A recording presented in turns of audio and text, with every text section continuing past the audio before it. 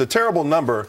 And given the overall context of an economy. I think it was 7.8. Didn't it go down from 8.1 to 7.8? 7.8. And so some economists today are saying it could tick up to 7.9. Right, but no one will say 8%, which is, of course, where it was every single month, north of 8%. In the scope of things, does it matter?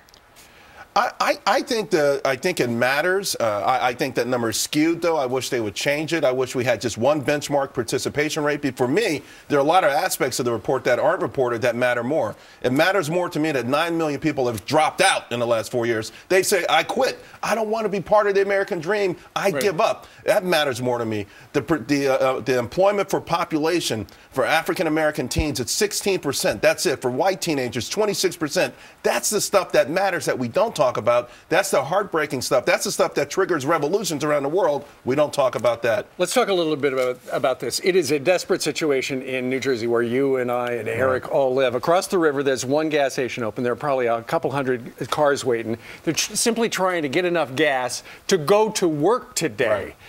Right. You know, the problem is, and there's some of the gas lines from yesterday, the problem is that a lot of these gas stations simply don't have electricity. Bad planning, they don't have generators, whatever. So they can't pump the gas. It's a catch-22.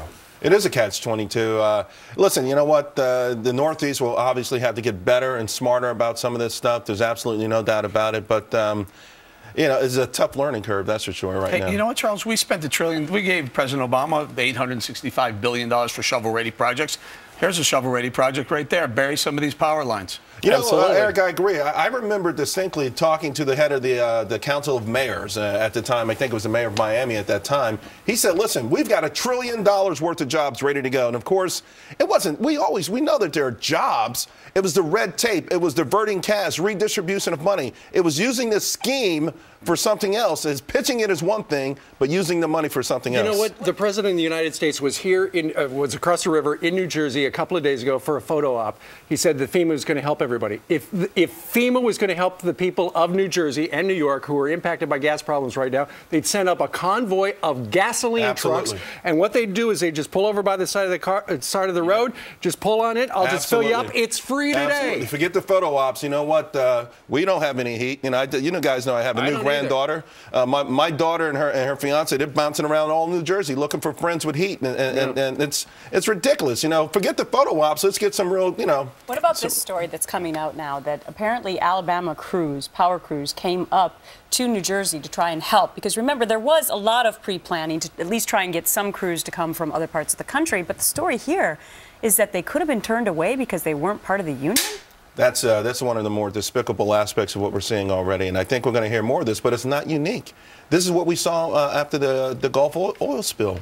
We saw countries that said, we want to help, and they, oh, no, we have different rules. It's not a U.S. chartered ship, and, of course, all of that stuff, the Jones Act, all gets back to, again, protecting union jobs. Right. And you know, if you have a pecking order in this country where environmentalists and unions, their interests come before saving lives and helping all their Americans, can this be true? Can this possibly? Absolutely. This has been running around the Internet. I've gotten this 4 or 5 times on my Twitter feed.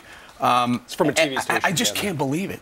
I just can't believe that they would turn away help because they were non-union. This doesn't make any sense. I got to tell you something. And if that's a problem, Chris Christie, you know, he's been fighting the teachers' unions. How about waiving whatever rules you got here? But you know what, Eric? It could actually. That's true. It could actually be.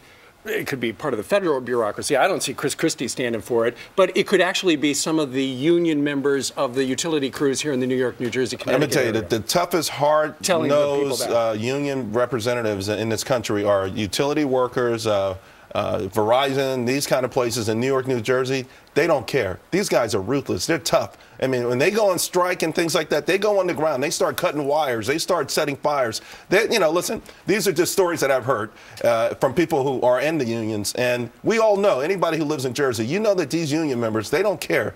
Their interests come first, period. There's nothing else. And I can believe that they took someone who drove all the way up from Alabama and said, no thanks. The scary thing is, talking about we don't have any heat. Between now and a week from now, the mercury in my neighborhood in New Jersey will drop down into the 20s and 30s every night over the next week. People are freezing. They're going to the malls to warm up. It's Absolutely. crazy. Absolutely. All right, Charles will be watching. Thanks a lot, guys. Thank you, Charles. Now.